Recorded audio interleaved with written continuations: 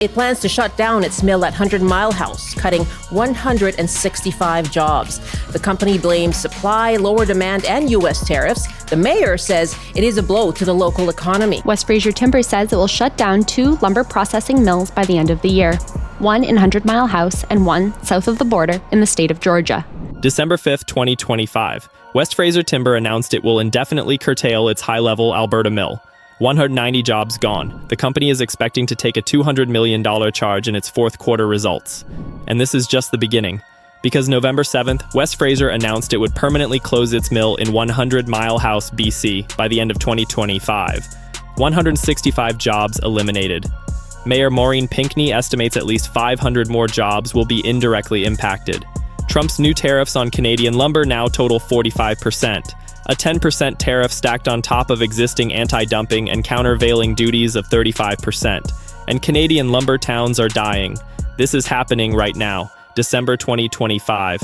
And as we close out this year, the lumber crisis isn't just hurting companies, it's obliterating entire communities that have depended on forestry for generations. Because one job in the lumber industry produces almost 4 indirect jobs in the community. When mills close, everything collapses. I'm going to break down exactly what's happening. The mill closures, the job losses, the tariff war destroying Canadian lumber, the communities being abandoned. Because this isn't just about wood. This is about whether rural Canada survives. But first, if you want to understand what's really happening to Canadian forestry communities without the government spin, make sure you're subscribed to this channel. Hit that subscribe button right now. Your subscription helps us expose the truth about Canada's lumber crisis. Alright, let's start with the Alberta bombshell. December 4th, 2025, West Fraser announced it will indefinitely curtail its oriented strand board mill in high-level Alberta in spring 2026. The decision follows an orderly wind-down and consumption of the mill's existing log supply. The move is expected to affect 190 employees. High Level is a town of just over 4,000 people. That's nearly 5% of the entire town's population losing their jobs in one announcement. West Fraser says the decision is the result of a significant weakening in demand for oriented strand board, which is used in residential construction for sheathing, subflooring, roof decking, repair, remodeling, and industrial applications. But here's what they're not saying clearly enough. CEO Sean McLaren stated that lower housing affordability, coupled with new tariffs on Canadian softwood lumber, has created supply and demand imbalances for wood building products. Tariffs. That's the real reason. West Fraser expects to take an approximately $200 million asset impairment loss in Q4 2025 related to the high-level curtailment. When a company writes off $200 million on a single mill closure, that's not a minor operational adjustment. That's an entire facility becoming worthless overnight. West Fraser reported a net loss of $204 million in Q3 2025, compared to a net loss of $83 million during the same period a year earlier. Sales during Q3 came in at $1.3 billion compared to $143 billion a year earlier. Revenue down, losses doubling, and 190 Alberta workers paying the price. Now let's talk about what's happening in BC, because Alberta isn't alone in this catastrophe. November 7th, 2025, West Fraser announced it would permanently close its lumber mill in 100 Mile House, BC by the end of the year. 165 people directly losing their jobs. West Fraser says the mill is no longer able to reliably access enough economically viable timber. Challenging softwood lumber demand, higher duties, and additional tariffs have compounded the situation. 100 Mile House Mayor Maureen Pinckney estimates at least 500 more jobs will be indirectly impacted. The community has around 2,000 people. Losing 165 direct jobs plus 500 indirect jobs means 1/3 of the town's employment base just evaporated. West Fraser's regional manager Rob Barron stated, "The conditions that precipitated the decision to go to permanent closure are really entirely related to long-term viability related to the high cost of saw logs coming to this mill." Mayor Pinckney said she was surprised they went straight to closure without any curtailment. No warning, no gradual wind down. Just closed. BC Forests. Minister Ravi Parmar called the closure gut-wrenching for workers and said, "This mill in Crofton has anchored Vancouver Island's economy for generations. This loss will hit workers, contractors, truckers, loggers, and local businesses hard right before the holidays." Right before Christmas. Hundreds of families finding out they're unemployed just weeks before the holidays. But West Fraser isn't done cutting. West Fraser confirmed it will also close its mill in Augusta, Georgia, and make permanent the 2024 curtailments at mills in Huttig, Arkansas, and Lake Butler, Florida. This isn't just a Canada problem, it's a North American lumber collapse. But Canada is getting hit hardest because of the tariffs. Now let's talk about the tariff war that's destroying Canadian lumber. Tariffs on softwood lumber now total 45% after the US added a 10% tariff to existing anti-dumping and countervailing duties. The company pays combined countervailing and anti-dumping duties of 26.47%, and Trump added another 10%. Actually, let me correct that. New U.S. lumber tariffs from October 14th stack on top of pre-existing countervailing and anti-dumping duties, leading to combined rates exceeding 40% on Canadian softwood lumber exports. 45% tariffs. That means Canadian lumber costs 45% more in the U.S. market than American-produced lumber. That's not a competitive disadvantage. That's a death sentence. Approximately 75% of exported Canadian lumber is destined for the American market, representing an annual value exceeding $10 billion. Canadian wood makes up around 24% of the U.S. lumber market, and in 2024 alone, Canada sold around $15.9 billion worth of wood products to America. When 75% of your exports go to one market, and that market imposes 45% tariffs, your industry collapses. Period.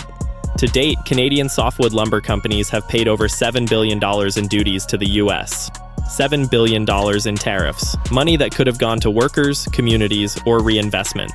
Now let's talk about the employment catastrophe spreading across Canada's lumber sector.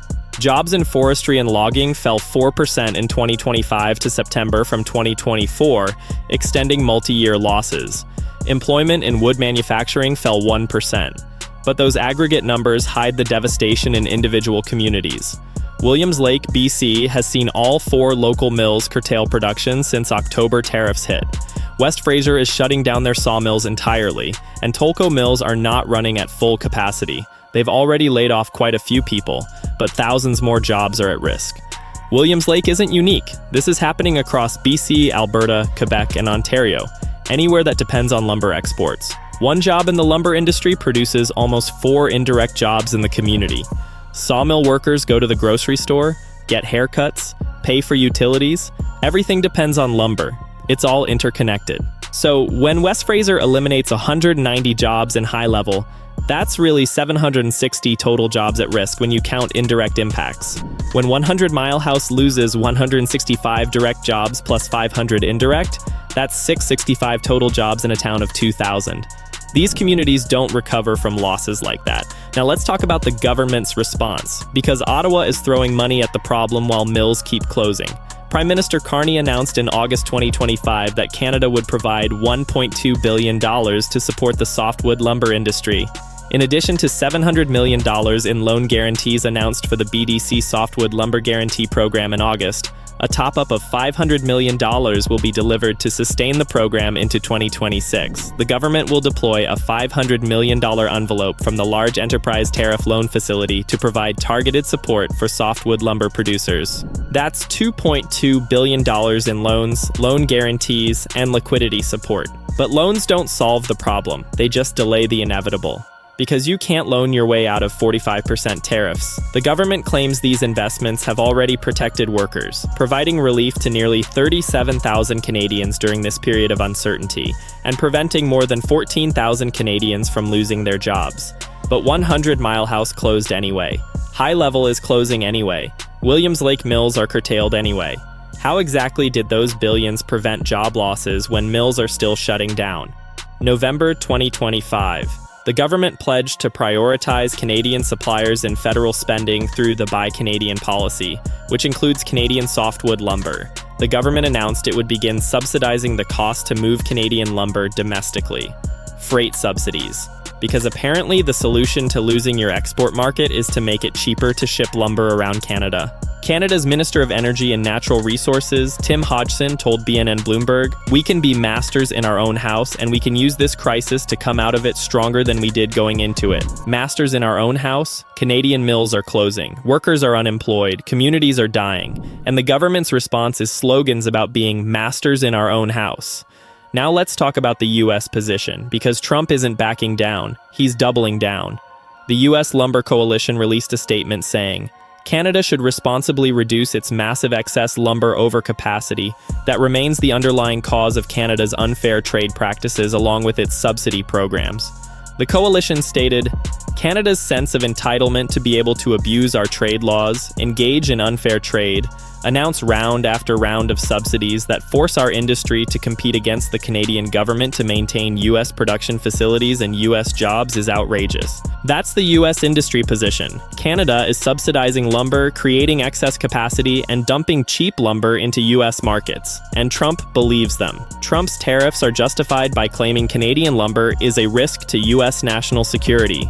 Canadian lumber, a national security threat. That's the official justification. The implementation of new exorbitant U.S. tariffs, up to 45% on lumber and possibly 50% on certain furniture, represents an unprecedented shock. Starting January 1st, 2026, upholstered furniture and vanities could be taxed at 30% and kitchen cabinets at 50%. 50% tariffs on kitchen cabinets. That's not trade policy, that's economic warfare. Now let's talk about what this means for Canadian communities, because the human cost is what gets ignored in tariff debates. Williams Lake Mayor Petra Ventimiglia was in her office when news of the October tariffs was announced. One of her council members emailed in a panic, and their phone rang off the hook with concerned constituents. The Williams Lake timber supply area is one of the biggest in BC, and they're allowed to cut 2.9 million cubic meters per year. Reduced demand means they're not harvesting at the level allowed according to sustainability research. The wood that remains ends up as tinder for massive forest fires. Last year was already the second worst fire season on record, so tariffs are causing both economic and environmental damage. Unharvested wood becomes wildfire fuel.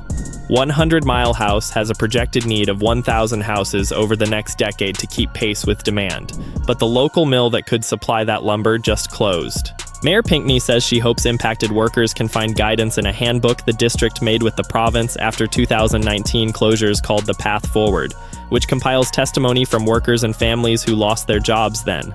They made a handbook for dealing with mass unemployment, because this has happened before in 100 Mile House, and it's happening again.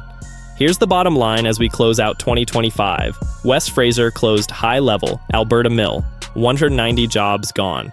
West Fraser closed 100 Mile House, BC Mill, 165 direct jobs plus 500 indirect.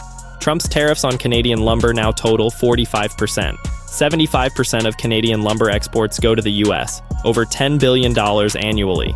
Jobs in forestry fell 4% in 2025. One lumber job creates 4 indirect jobs. Government announced $2.2 billion in support. Mills closing anyway. Williams Lake's 4 mills all curtailed.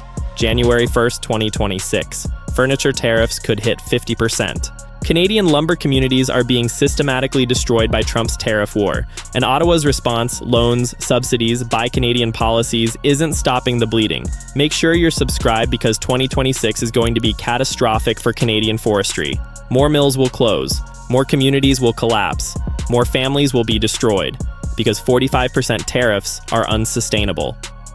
BC Conservative MLA Lorne Dirksen stated, "Let's be clear, this closure is another consequence of Donald Trump's unfair attack on Canada's forestry sector. This is also a stark reminder to the federal government that they must live up to their commitment to people in BC and ensure our province receives its fair share of forestry support dollars. The people of 100 Mile House and everywhere in BC can't be left behind, but they are being left behind right now, today."